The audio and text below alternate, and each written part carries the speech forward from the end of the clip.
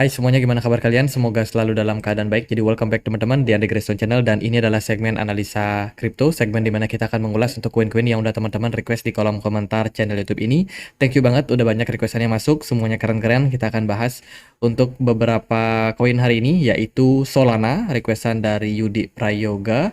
Satu lagi kita akan bahas untuk TRX, requestan dari Bang Agusto ya. Bagaimana untuk kedepannya? Oke, Solana dan TRX.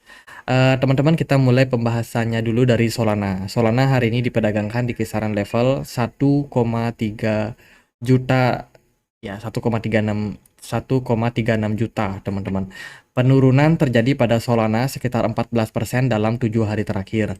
Namun dari 24 jam terakhir Solana sudah berhasil rebound sekitar 7%. Memang satu mingguan terakhir pergerakan market cenderung turun ya, dan baru kemarin ada sentimen yang cukup positif. Solana sendiri adalah sebuah blockchain yang memang punya kecepatan dan juga skalabilitas yang luar biasa tangguh, teman-teman. Jadi bisa dibilang ini adalah salah satu project yang sedang naik daun di kuartal pertama 2024 ini. Peringkatnya dia berada di 5 koin dengan market cap terbesar, dengan market cap sekitar 592 triliun rupiah, sangat-sangat besar. Supply dari Solana ini unlimited supply, tidak ada batasan supply-nya dia. Terus yang beredar itu sekitar 433 juta token saja atau koin saja. Berita terbaru, Solana baru aja meluncurkan produk yang mereka sebut nama token extension on Solana. Tujuannya adalah untuk membangun beberapa produk solusi yang bisa digunakan oleh para investor ataupun para pengguna user dari Solana sendiri. Salah satunya adalah memudahkan kita untuk membangun jaringan yang namanya stablecoin. Build a better stable coin. Dengan adanya narasi terkait dengan extension ini, token extension ya, itu diharapkan bisa lebih banyak lagi adopsi yang bakalan bisa mereka dapetin. Ada simplify payments with native metadata, jadi memudahkan untuk transaksi, teman-teman. Kemudian guide consumer with permanent delegation, jadi memberikan konsumen mereka atau mengguide ya, menunjukkan kepada mereka terkait dengan delegation yang permanen. Kemudian protect privacy, jadi meningkatkan privacy kembali terkait dengan transaksi-transaksi yang terjadi pada jaringan dari Solana. Penjelasan lebih lanjutnya, token extension itu akan diaktifkan sebagai native support enterprise grade use case. Jadi use case mereka akan ditingkatkan. Ini beberapa potensinya.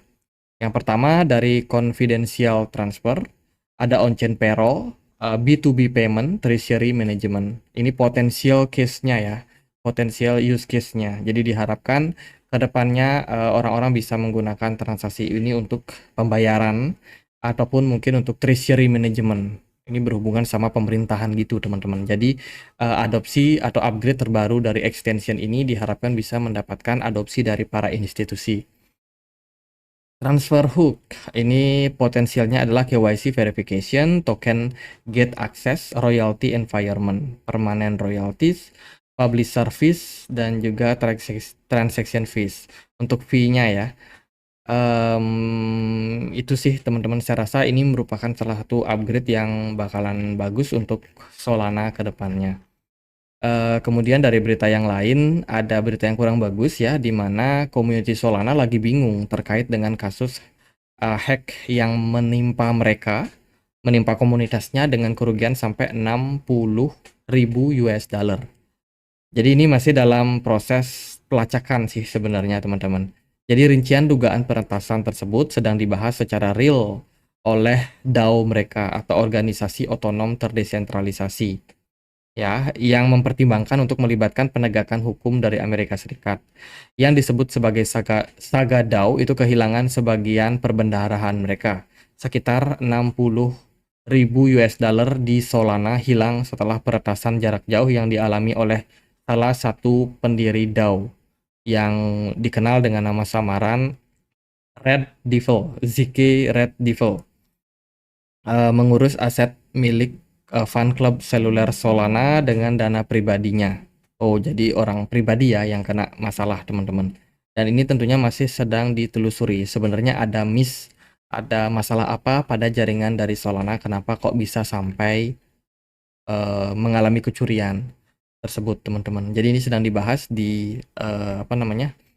Di komunitas mereka ya, dan diharapkan sih dengan adanya ini mereka bisa berbenah dari segi keamanan untuk kedepannya. Jadi itu beberapa narasi positif dan juga negatif dari Solana. Untuk pasarnya Solana udah luas banget, hampir semua exchange bisa memperdagangkan. Jadi menurut saya ya oke-oke aja untuk Solana saat ini. Lalu gimana untuk price actionnya? Solana hari ini diperdagangkan di kisaran level 87 dolar, teman-teman. Pergerakannya mulai sedikit ada rebound. Saya sedikit berekspektasi ada pembalikan arah yang terjadi jangka pendek. Artinya bukan pembalikan arah balik bullish, tapi hanya retrace sesaat, teman-teman, untuk ya mengambil nafas lah istilahnya setelah pressure yang terjadi pada 7 hari terakhir. Semoga ada momentum buat kenaikan. Solana sendiri by the way sudah naik lumayan signifikan. Sejak September harganya cuma ada di kisaran 16 dolar. Bahkan di Juni kemarin harganya cuma di 13 dolar. Dan kemarin Solana sangat surprise bisa naik sampai 122 dolar. Itu adalah peningkatan yang sangat luar biasa. Dan sekarang Solana mengalami tren koreksi. Kebetulan koreksi ini sudah menyentuh level support kisaran 76 dolar. Level support kuat ini bisa menjadi salah satu momentum baik untuk Solana bisa rebound. Semoga aja level tersebut bisa dipertahankan oleh Solana sehingga tren bullish masih akan ada di hadapan mata kita, setidaknya untuk jangka menengah. Jadi kalau saya pribadi melihat koreksi yang terjadi pada Solana belakangan memang dalam ya, cuman ini adalah termasuk hal yang cukup wajar, apalagi kenaikannya sudah sangat-sangat tinggi, teman-teman. Dan untuk sekarang muncul memang rejection di kisaran level 78 dolar ini ya. Dan semoga Solana bisa recover lagi, naik balik sampai 98 dolar, teman-teman, untuk mengetes level resistance yang ada di trendline tersebut. Kemudian dari volume bagus, smart money masih kosong. MACD so far histobarnya udah mulai hijau. Ini adalah indikasi yang baik untuk proses recover ke depannya. Semoga jangka pendek masih akan dikasih momentum untuk kenaikan ya, teman-teman.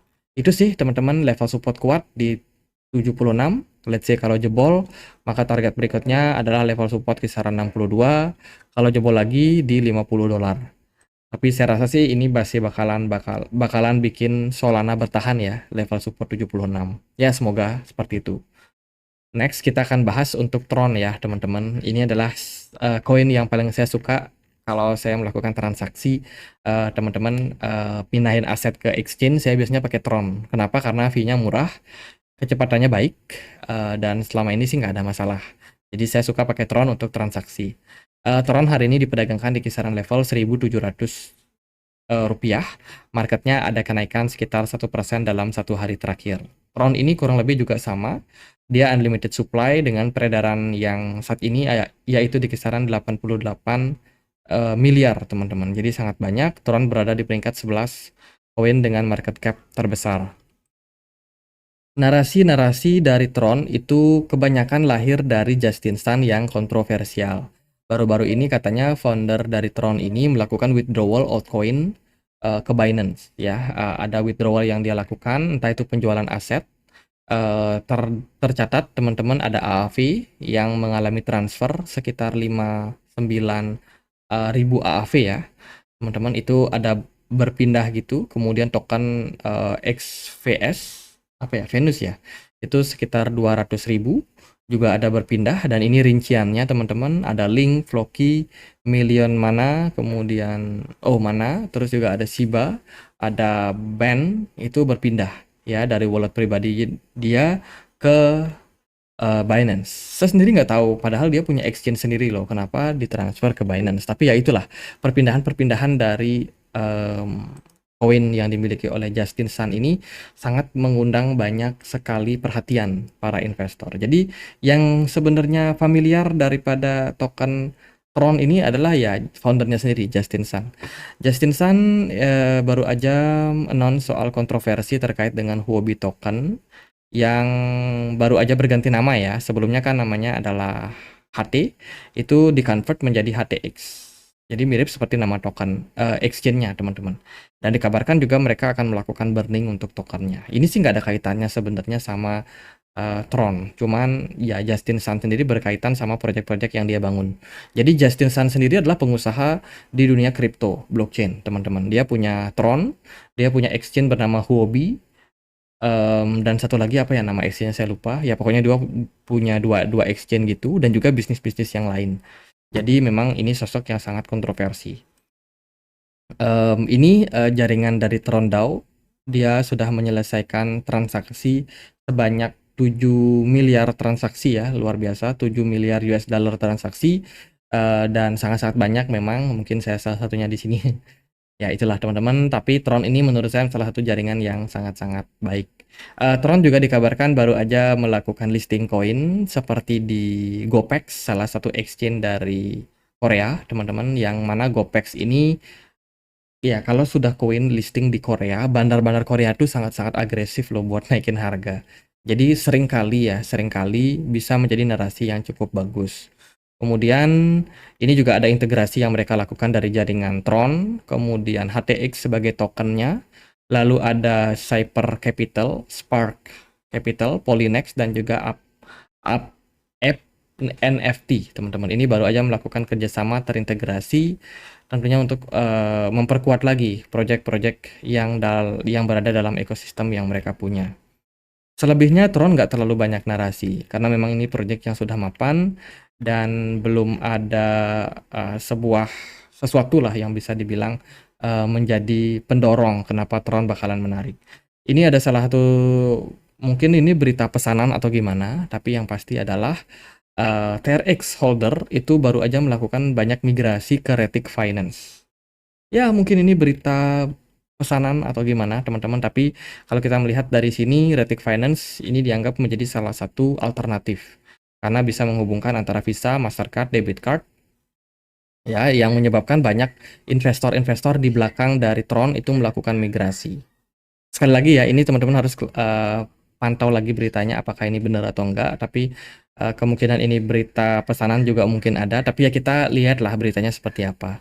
Jadi memang dikabarkan Tron ini mengalami masalah terkait dengan scaling issuing. Jadi masalah untuk meningkatkan skalabilitasnya, teman-teman, sehingga dianggap project Tron ini stagnan. Ya, ini menyebabkan ya bisa dibilang network dari Tron sendiri tidak berkembang. Ya gitu-gitu aja dari dulu. Itu makanya banyak investor yang katanya mencari alternatif di luar dari Tron. Kurang lebih itu sih. Tapi kalau menurut saya sih benar juga ya. Tron dari dulu ya gitu-gitu aja, teman-teman.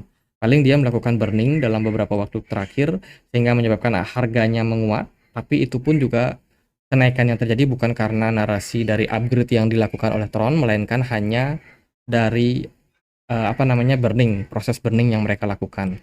So far Tron bisa diperdagangkan di Binance, HTX, kemudian OKX, Bybit, Get.io, dan kawan-kawan. Belum listing di Coinbase ya, karena ini kontroversial. Teman-teman, untuk pergerakan dari harga Tron, so far dia masih dalam tren bullish ya. Tron masih sangat-sangat bullish. Kalau kita perhatikan dari time frame daily, pergerakannya cukup strong dalam tren penguatan. Ditunjang sama smart money yang bagus. Tron ini salah satu koin yang memang sering kali lawan arus dari Bitcoin. Ketika Bitcoin udah mulai nyungsep, udah mulai drop, kehilangan banyak smart money, Tron justru masih tetap kuat. Meskipun ya sama-sama smart money-nya mengalami penurunan, tapi nggak sesignifikan yang terjadi pada Bitcoin.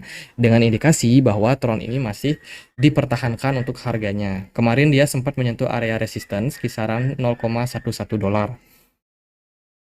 Dan kena reject di level tersebut. Harapannya sih untuk Tron ya koreksi dulu lah. Mungkin ada teman-teman yang mau masuk, tapi kalau saya melihat sih trennya masih bagus untuk Tron. Mungkin bisa dipertahankan kalau level 0,1 dolar ini bisa dipertahankan, maka bisa jadi Tron alih-alih turun bisa aja kembali melanjutkan tren kenaikan, teman-teman.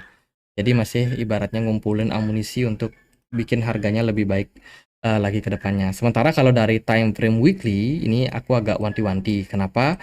Karena dari MACD sendiri sudah memberikan indikasi dead cross, which is itu adalah sinyal jual. Ya, sinyal jual untuk Tron dan tentunya ini berbahaya. terutama bagi teman-teman yang baru masuk. Idealnya sih memang nunggu dulu harganya koreksi. Apakah bisa nanti koreksi atau bagaimana? Ya itu kembali lagi sama market, teman-teman.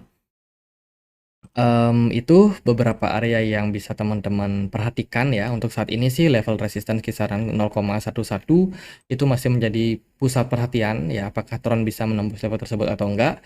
Seandainya Tron mengalami koreksi, maka di level mana kita bisa melihat Tron mendapat support kuat, yaitu ada di kisaran harga 0,09.